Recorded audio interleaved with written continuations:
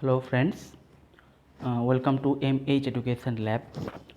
তো আমাদের যে চ্যাপ্টারটা চলছিল অর্থাৎ সেল, সেটা আজকে আমরা কন্টিনিউ করব। আজকে আমাদের থার্ড ক্লাস। ওকে, তো মোস্ট প্রবাবলি এইটা নিয়ে আর দুটো ক্লাস, মানে টোটাল 4টে ক্লাসে আমরা হয়তো সেলটাকে পুরো কমপ্লিট করে ফেলতে পারবো। তো আজকে প্রথমেই একটা কথা তোমাদেরকে একটু জানিয়ে রাখি যে আজকে আমার শরীরটা একটু খারাপ। তাই তোমাদের যদি মনে হয় যে সাউন্ড একটু লো লাগছে, কারণ আমার গলায় একটু অসুবিধা হয়েছে, আমি খুব বেশি জোরে চিৎকার করতে পারছি না, তো তোমরা এই কটা দিন একটু প্লিজ কানে হেডফোন লাগিয়ে একটু ম্যানেজ করে শুনে নাও। হেডফোন ইউজ করলে খুব আরামসে শুনতে পাবে, সাউন্ড এতটাও লো আসবে না, একটু লো আসবে নর্মাল শুনলে, কিন্তু হেডফোন লাগিয়ে তোমরা ইউজ করতে পারবে। কারণ আমি প্রথমে ভেবেছিলাম আমার যা শরীর খারাপ ক্লাসটা নেবো না, কিন্তু তারপর আমার মনে হলো যে তোমাদের সদ্য সবে ক্লাসটা শুরু হয়েছে, তাই এখনই তোমাদের ক্লাস স্টপ করা উচিত হবে না, তাই আমি ক্লাসটা নিয়ে নিচ্ছি। তো এই কটা দিন আমার যতদিন আমি রিকভার করছি একটু হয়তো সাউন্ড একটু কম লাগবে, আমি বললাম যেটা হেডফোন লাগিয়ে প্লিজ একটু ম্যানেজ করে শুনে নাও। ঠিক আছে, হেডফোন লাগিয়ে তোমরা আরামসে শুনতে পারবে। তো এইখানে তোমাদের রুটিনটা একবার দেখিয়ে দিলাম। আর আমাদের যে অ্যাপের মধ্যে যে কোর্সগুলো চলছে সেগুলো তোমরা এখানে দেখতে পাচ্ছ। তোমরা যদি কোনো কোর্স নিতে চাও তাহলে সেক্ষেত্রে তোমরা কী করতে পারো, আমাদের এমএইচ এডুকেশন ল্যাব অ্যাপটাকে ইনস্টল করতে পারো, লিঙ্ক ডিসক্রিপশানে দেওয়া আছে, সেখান থেকে তোমরা মেম্বারশিপ নিয়ে সমস্ত কোর্সগুলো দেখতে পাবে। আরেকটা কথা যেটা তোমাদেরকে একটু বলে দিই, সেটা হচ্ছে যে কথাটা বারবার করে বলা সত্ত্বেও কমেন্ট বক্সে প্রত্যেক দিন কোশ্চেন আসে, আমাদের টেলিগ্রাম চ্যানেলে তোমরা জয়েন করো। টেলিগ্রাম চ্যানেলে কিন্তু এই যে পিডিএফটা তোমরা দেখতে পাচ্ছ, এই প্রত্যেক দিনের ক্লাসের পিডিএফ কিন্তু তোমরা পেয়ে যাবে। ক্লাস শেষ হওয়ার 1 ঘন্টার মধ্যে পিডিএফ ওখানে অ্যাভেলেবেল হয়ে যাবে। প্লিজ তোমরা সবাই জয়েন করো। এই কথাটা বারবার বলা সত্ত্বেও আমি দেখলাম কমেন্ট বক্সে একই কোশ্চেন স্টুডেন্টদের বারবার আসছে। আর কিছু স্টুডেন্টের মধ্যে সমস্যা হচ্ছে কি, তারা প্রথম থেকে এক কথা বলে যাচ্ছে যে স্যার সিলেবাস শেষ করার দায়িত্ব আমাদের উপর ছেড়ে দাও, সিলেবাস যখন মানে যখন ধরেছি আমরা কমপ্লিট করেই ছাড়বো। সেল চ্যাপ্টার একটু বড় বলে তোমাদের মনে হচ্ছে যে এতদিন লাগছে কী করে সিলেবাস শেষ হবে, কিন্তু অনেক এমন চ্যাপ্টারও আছে যেগুলো একদিনে এক একটা চ্যাপ্টার কমপ্লিট হয়ে যাবে। তো আলটিমেটলি তখন দেখবে খুব ফাস্ট ফরওয়ার্ড মোডেই আমাদের সিলেবাস শেষ হচ্ছে, সেটা নিয়ে তোমাদের চিন্তা করার কোনো কারণ নেই। ওকে, তো আজকের ক্লাসটা এবার শুরু করে দিই। তো আগের দিন আমি তোমাদেরকে বলেছিলাম কি সম্বন্ধে, এন্ডোপ্লাজমিক রেটিকুলাম সম্বন্ধে বলেছিলাম।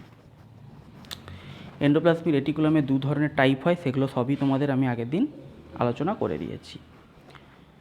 আজকে আমরা কী সম্বন্ধে পড়বো, আজকে আমরা পড়বো গলগি বডি সম্বন্ধে। প্রথমে আমরা নিউক্লিয়াস সম্বন্ধে পড়েছি। তোমরা সকলেই যেন নিউক্লিয়াসের চারপাশে কী থাকে, নিউক্লিয়াসের চারপাশে হচ্ছে আমাদের গলগি বডি থাকে, এন্ডোপ্লাজমিক রেটিকুলাম থাকে।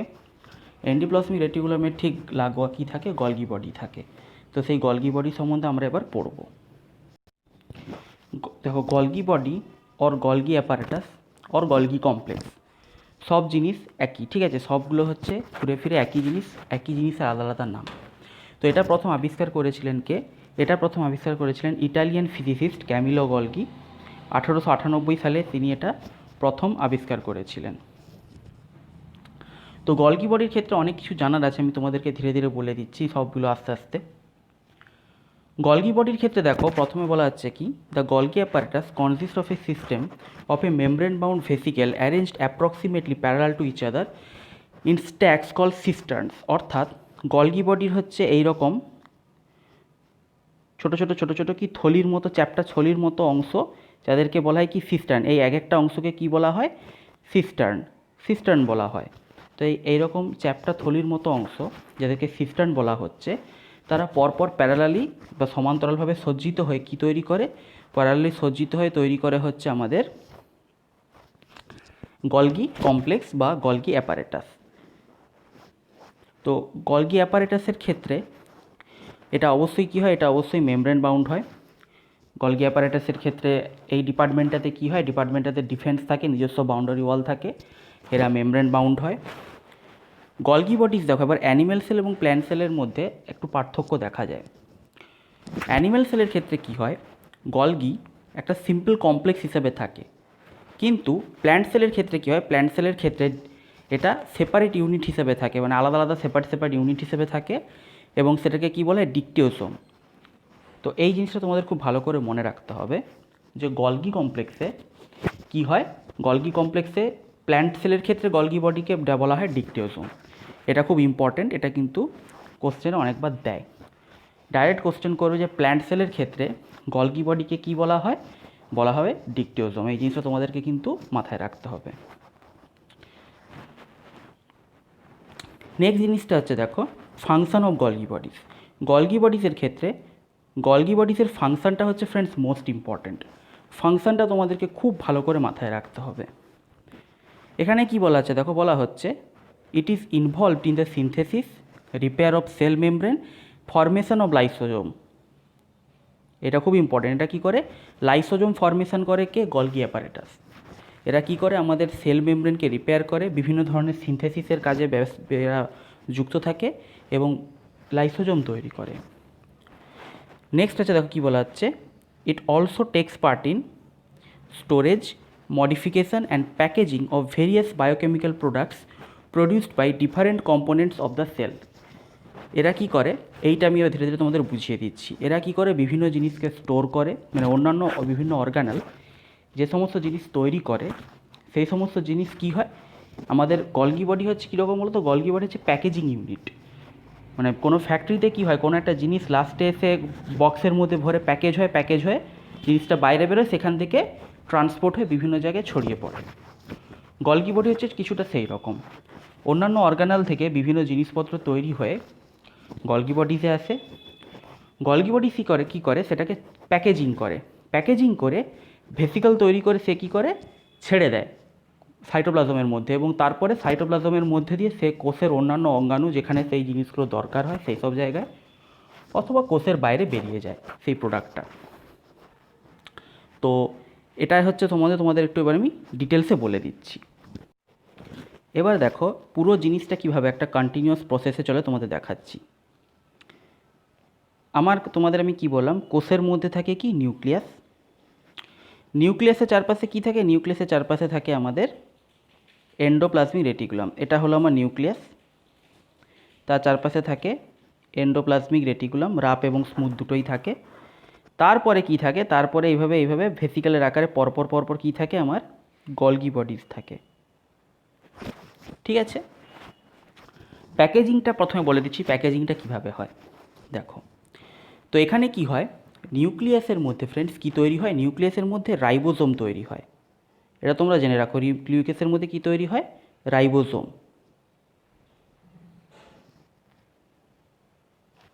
এই রাইবোজোমটা কোথায় যায়? এই রাইবোজোমটা এসে আমাদের এন্ডোপ্লাজমিক রেটিকুলামে বসে। তোমরা সকলেই জানো যে সমস্ত এন্ডোপ্লাজমিক রেটিকুলামের গায়ে রাইবোজোম থাকে ছোটো ছোটো দানার মতো, তাদেরকে কি বলা হয়? Rough endoplasmic reticulum. ঠিক আছে, এটা তোমাদের আগের দিন আমি বলেছি। তো এই রাইবোজোমটা তৈরি হয় কোথায়? নিউক্লিয়াসে। পার্টিকুলার বলতে গেলে নিউক্লিয়াসের মধ্যে, নিউক্লিওলাসের মধ্যে রাইবোজোমটা ফর্মেশন হয়। এটা তোমাদের আমি হয়তো নিউক্লিয়াসের কাজের সময় বলেছিলাম। রাইবোজোম ফর্মেশন হওয়ার পর ওরা কি করে? ওরা এসে রাফ এন্ডোপ্লাজমিক রেটিকুলামের গায়ে বসে। প্রথমে তো রাফ বা স্মুথ থাকে না, প্রথমে এমনি প্লেন এন্ডোপ্লাজমিক রেটিকুলাম আছে। যখন রাইবোজোমটা এসে এন্ডোপ্লাজমিক রেটিকুলামের গায়ের উপর বসলো বা প্লেস হলো, তখন তারপরে সেটাকে আমরা কি বলবো? Rough endoplasmic reticulum. তো এই রাফ এন্ডোপ্লাজমিক রেটিকুলামে বসার পরে এরপরে কি হবে? রাইবোজোম থাকা মানে প্রোটিন সিনথেসিস হবে। এটা তোমাদের আমি আগের দিন বলেছি। এবার রাফ এন্ডোপ্লাজমিক রেটিকুলামে যে প্রোটিনটা সিনথেসিস হয় সেটার ক্ষেত্রে কি হয়? সেই প্রোটিনটার যে স্ট্রাকচার থাকে সেটা কি হয়? এমনি প্লেন লম্বা চেন হিসাবে থাকে। ঠিক আছে, সেই প্রোটিনটা লম্বা এমনি এরকম চেন হিসাবে থাকে। কিন্তু সেই লম্বা চেন হিসাবে, আমি জায়গাটা একটু মুছে দিচ্ছি। ঠিক আছে, প্রথমে যে প্রোটিনটা তৈরি সেটা এরকম লম্বা স্ট্রেট চেন হিসাবে থাকে। কিন্তু এই স্ট্রেট চেন হিসাবে থাকলে কি হয়? আমাদের কোষের অন্যান্য অঙ্গাণু যাদের প্রোটিন প্রয়োজন হয় তারা সেই প্রোটিনটাকে ইউজ করতে পারে না। ঠিক আছে, সেই প্রোটিনটা কি হলো? এন্ডোপ্লাজমিক রেটিকুলামে তৈরি হওয়ার পর আসে কোথায়? গলগি বডিতে। গলগি বডিতে এসে কী হয়? এর যে এরকম স্ট্রেট চেন ছিল, এরকম যে স্ট্রেট একটা লম্বা চেনের মতো স্ট্রাকচার ছিল প্রোটিনের, স্ট্রাকচারটা চেঞ্জ হয়। কীভাবে সেটা চেঞ্জ হয়? এরকম একটা কুণ্ডলীকৃত কম্প্যাক্ট স্ট্রাকচারে আসে, যাতে সেটা কোষ ব্যবহার করতে পারে। এরকম একটা কম্প্যাক্ট স্ট্রাকচার না এলে কোষ সেটাকে ব্যবহার করতে পারে না। গলগি বডি শেষে কী হয়? তার স্ট্রাকচারটা চেঞ্জ হয়। স্ট্রাকচারটা চেঞ্জ হওয়ার পর গলগি বডি কী করে? তার চারপাশে একটা ভেসিকল তৈরি করে দেয়। কী তৈরি করে দেয়? ভেসিকল।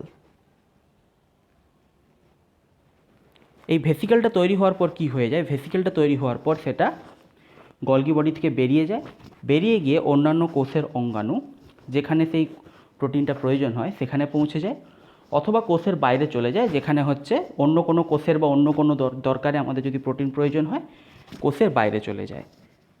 আচ্ছা, এই যে প্রোটিনটা আমি এতক্ষণ ধরে তোমাদের বললাম, এই প্রোটিনটা কিন্তু আমাদের ডাল থেকে যে খাওয়ার প্রোটিন পাই সেই প্রোটিন নয়। এই প্রোটিনটা কি, এটা হচ্ছে ফেনোটাইপ প্রোটিন। কি প্রোটিন? Phenotypic protein. ফেনোটাইপ কি তোমরা জানো, জেনেটিক্সে পড়িয়েছি। ফেনোটাইপিক প্রোটিন মানে যে সমস্ত প্রোটিন কি করে, আমাদের কোষের বিভিন্ন কাজে প্রয়োজন হয় তাদেরকে বলা হয় ফেনোটাইপিক প্রোটিন। মানে আমরা খাবারের সঙ্গে পুষ্টিগত যে প্রোটিনটা গ্রহণ করি এই প্রোটিন কিন্তু সেই প্রোটিন নয়। এই প্রোটিনকে কি বলে? Phenotypic protein. এইটুকু মনে রাখলেই তোমাদের চলবে। তাহলে আমাদের কি হলো? নিউক্লিয়াস ছিল, নিউক্লিয়াসে তৈরি হলো রাইবোজোম। সেই রাইবোজোমটা আমাদের চারপাশে যে এন্ডোপ্লাজমিক রেটিকুলাম ছিল সেই এন্ডোপ্লাজমিক রেটিকুলামের উপর গিয়ে বসলো, সেখানে প্রোটিন সিনথেসিস করলো। প্রোটিন সিনথেসিস করার পর সেই প্রোটিনটা গেল কোথায়? প্রোটিনটা গেল আমাদের কোথায়? গলগি বডিতে। এখানে গলগি বডি বসেছিল, গলগি বডিতে গেল। গলগি বডিতে গিয়ে সেখানে কি হলো? প্রথমে স্টোর হলো, স্টোর হওয়ার পর সেটা প্রোটিনটা স্ট্রাকচারটা চেঞ্জ হলো, চেঞ্জ হওয়ার পর প্যাকেজিং হলো। প্যাকেজিং মানে কি? ওই যে বললাম যে ওরা ভেসিকেল তৈরি করে দিল, চারপাশে একটা ভেসিকেল তৈরি করে তার মধ্যে প্রোটিনটাকে ভরে গলগি বডি কী করলো? ছেড়ে দিল, এবং সেখান থেকে ট্রান্সপোর্ট হয়ে অন্য জায়গায় চলে যাবে। তো এটাই হচ্ছে আমাদের গলগি বডিজের কাজের মধ্যে বলা হয়েছে যে it takes part in storage. Storage মানে ওই যেটা বললাম প্রোটিনটা এলো, সেটা স্টোর হলো ভেসিকেলের মধ্যে। মডিফিকেশান মানে প্রোটিনটা যে স্ট্রেট চেঞ্জ ছিল সেখান থেকে ওর স্ট্রাকচারটা চেঞ্জ হয়ে কী হলো? আমাদের ইউজেবল একটা স্ট্রাকচার এলো, কম্প্যাক্ট স্ট্রাকচার এলো, যেখানে কোষ ইউজ করতে পারবে। And packaging of various biochemical, মানে প্রথমে এন্ডোপ্লাজমিক রেটিকুলাম থেকে প্রোটিনটা সে গলগি বডিতে স্টোর হলো, তার স্ট্রাকচারটা চেঞ্জ হলো মানে মডিফিকেশান হলো, যাতে কোষ ব্যবহার করতে পারে। তারপর প্যাকেজিং হলো, মানে ওই ভেসিকেলের মধ্যে সেটা প্যাক হলো। প্যাক হওয়ার পর কী হলো? কোষের বিভিন্ন কম্পোনেন্টের মধ্যে ছড়িয়ে পড়লো। ঠিক আছে, এখানে তোমরা জিনিসটা কিছু দেখতেই পাচ্ছ। দেখো প্রথমে কী বলা হচ্ছে এখানে? Incoming transport vessel. Incoming transport ভেসেলটা কি? এটা হচ্ছে ওই এন্ডোপ্লাজমিক রেটিকুলাম থেকে আসছে প্রোটিনটা, এবং যেদিকে এসে এন্ডোপ্লাজমিক রেটিকুলাম থেকে এসে গলগি বডিতে প্রবেশ করে সেটাকে কি বলে? সেটাকে বলে ফ্রেন্ড সিস ফেস। তারপরে সেখানে সে কী হয়? চেঞ্জ হয়। দেখো এখানে দেখানো হয়েছে যে newly form vesicle, secondary vesicle, এরকম বিভিন্ন ধরনের ভেসিকেলের মধ্যে কী হয়? প্রোটিনগুলো জমা হয়ে বা প্যাকেজ হয়ে কোষের অন্যান্য জায়গায় ছড়িয়ে পড়ে, এবং এটাকে বলা হয় ট্রান্সফেস। যেদিক থেকে ভেসিকেলগুলো ফর্মেশন হয় সেটাকে বলা হয় কি? সেটাকে বলা হয় ট্রান্সফেস। ঠিক আছে, এরপরে যেটা হচ্ছে তোমাদের জানতে হবে সেটা হচ্ছে formation of lysosome. Lysosome Golgi body কেন ফর্মেশন করে এটাও তোমাদের এবার বলে দিই। তো এটাই তোমাদেরকে আমি বলেছিলাম প্রথমে যে এর কাজটা হচ্ছে অনেক বেশি ইম্পর্ট্যান্ট। এগেন দেখো কি হয়, এগেন হচ্ছে বা লাইসোজোম কীভাবে ফর্মেশন হয়। আমার নিউক্লিয়াস আছে, নিউক্লিয়াসের চারপাশে এন্ডোপ্লাজমিক রেটিকুলাম আছে, গলগি বডি আছে। ওকে, এরপর কি হচ্ছে দেখো, নিউক্লিয়াসের মধ্যে কি হয়? নিউক্লিয়াসের মধ্যে চলে একটা জিনিস, সেটাকে বলা হয় সেন্ট্রাল ডগমা। কি বলা হয়? Central dogma. নোট করতে থাকো। সেন্ট্রাল ডগমার মধ্যে কি থাকে? ট্রান্সক্রিপশন। সেন্ট্রাল ডগমার মধ্যে কি থাকে? ট্রান্সক্রিপশন। নোট করতে থাকো ফ্রেন্ডস, নাহলে ভুলে যাবে। Plus translation.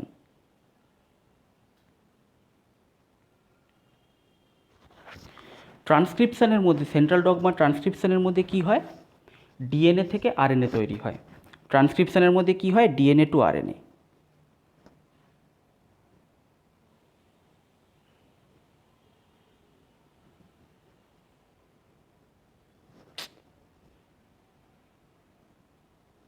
DNA to RNA তৈরি হয় ট্রান্সক্রিপশনের মধ্যে। আর ট্রান্সলেশনের মধ্যে কি হয়? এই আরএনএ থেকে প্রোটিন তৈরি। এটা লিখছি না, জায়গা অসুবিধা হচ্ছে, তোমরা লিখে নাও। মনে রাখবে সেন্ট্রাল ডগমা নিউক্লিয়াসে চলে, তার মধ্যে থাকে ট্রান্সক্রিপশন প্লাস ট্রান্সলেশন। ট্রান্সক্রিপশনের মধ্যে ডিএনএ থেকে আরএনএ তৈরি হয়। ট্রান্সলেশনে কী হয়? সেই যে আরএনএটা তৈরি হলো ডিএনএ থেকে, সেই আরএনএ থেকে আবার কি তৈরি হয়?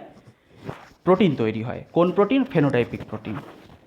এরপরে এই প্রসেসটা এবং রাইবোজোমে যে প্রোটিন তৈরি হয়, এই দুটো প্রসেসে মানে তোমাদের টোটাল যে মানে নিউক্লিয়াসের মধ্যে যে প্রোটিন তৈরি হচ্ছে সেন্ট্রাল ডগমার মাধ্যমে, প্লাস রাইবোজোমে যে প্রোটিন তৈরি হচ্ছে, এই সমস্ত ফর্মেশন যে হচ্ছে বিভিন্ন ধরনের, এর ক্ষেত্রে কী হয় জানো ফ্রেন্ডস? কিছু ওয়েস্ট মেটেরিয়াল তৈরি হয়।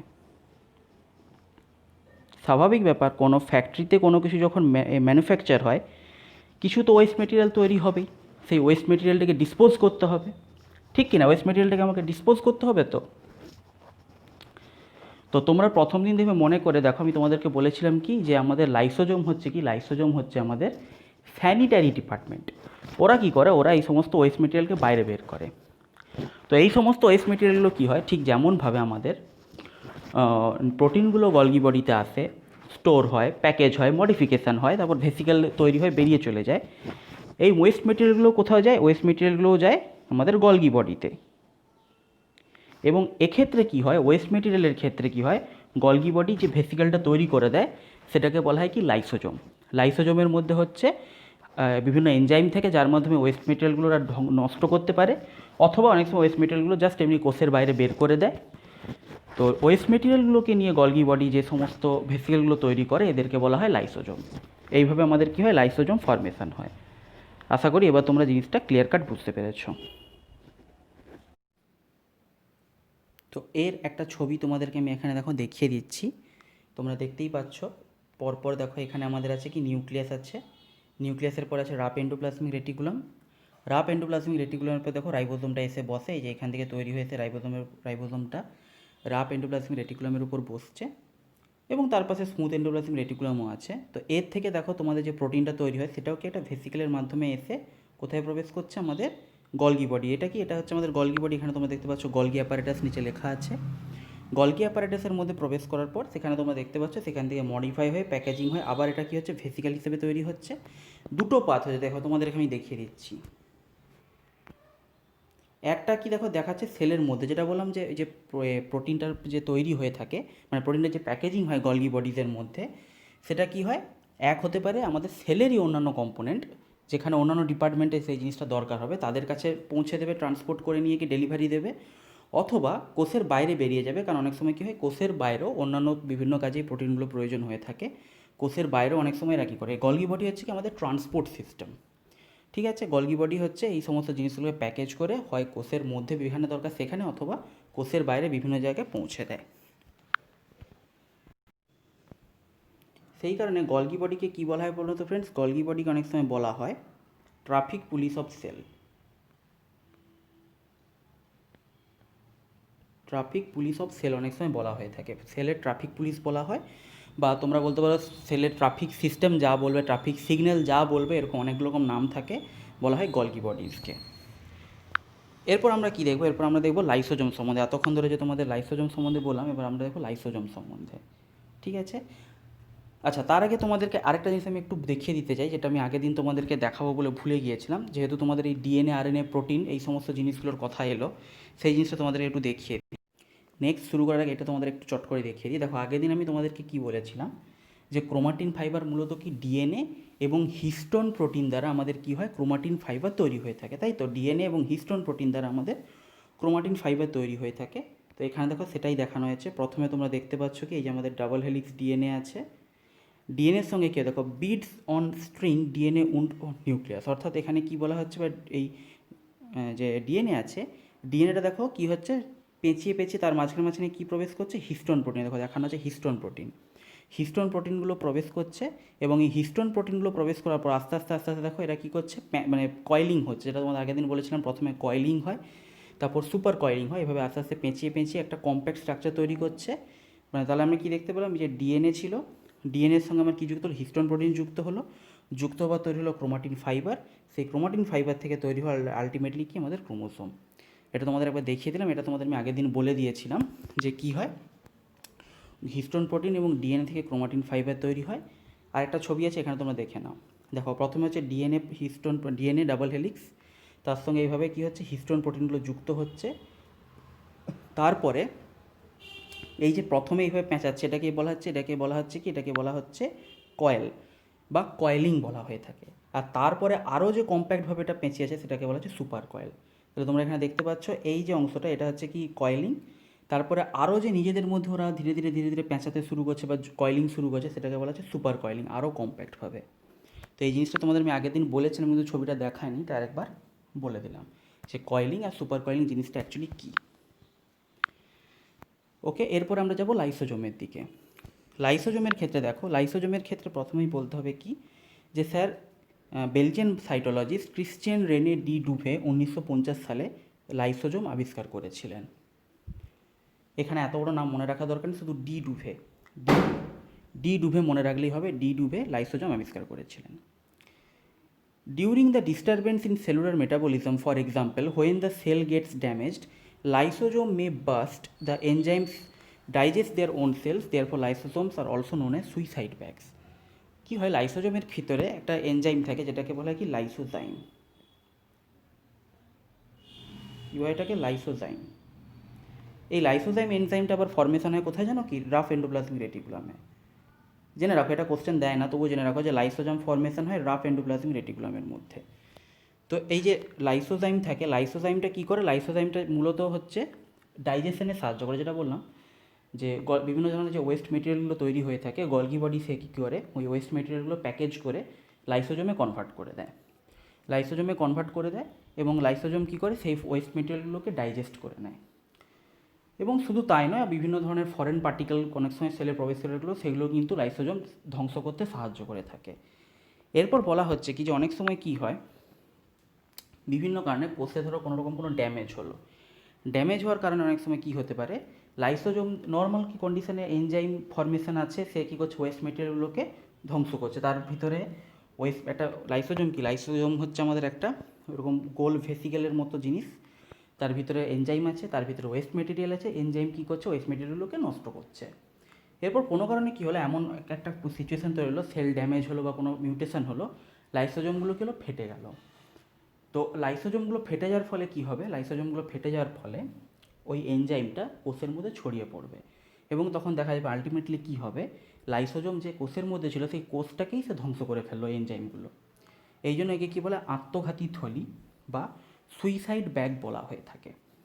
এছাড়াও লাইসোজোমের আরেকটা নাম আছে, সেটাকে বলা হয় অ্যাটম বোম অফ সেল। কী বলা হয়? Atom bomb of cell. দেখো, এই যে অ্যাটম বোম অফ সেল, এটা না কোনো বইয়ে আমি পাইনি, কিন্তু সমস্যা কী বলো তো, একবার একটা রেলের পরীক্ষাতে এই কোশ্চেনটা এরকমভাবে দিয়ে দিয়েছিল যে অ্যাটম বোম অফ সেল কাকে বলা হয়, এবং সেখানে অপশন থেকে পরিষ্কার বোঝা যাচ্ছিলো যে লাইসোজোম অ্যান্সার হবে, তাই তোমাদেরকে আমি একবার জিনিসটা বলে দিলাম। এরপরে দেখো, এই সুইসাইড ব্যাগ সম্বন্ধে তোমাদেরকে একটা কথা একটু বলে রাখি। সুইসাইড ব্যাগ যেকে বলা হয়ে থাকে, এটা কিন্তু ফ্রেন্ডস অ্যাকচুয়ালি একটা মিথ। আমি এই কারণে বলছি, কারণ কোনো একটা কোষকে ধ্বংস করার জন্য যে পরিমাণ এনজাইম প্রয়োজন হয়, সেটা যদি মানে সেই পরিমাণ এনজাইম যদি কোষের মধ্যে নির্গত হতে হয়, তাহলে কি হবে? তাহলে কোষের মধ্যে হিউজ অ্যামাউন্টে লাইসোজোম, মানে পুরো লাইসোজোম দিয়ে ভরে যেতে হবে, প্রচুর পরিমাণে লাইসোজোম ফর্ম হতে হবে। তাহলে এবং সেইগুলো যদি সমস্ত একসঙ্গে বাস্ট করে, তাহলেই একমাত্র কী হবে? তাহলেই একমাত্র কোষ ধ্বংস হতে পারে, যেটা জেনারেলি হয়ই না বলতে গেলে।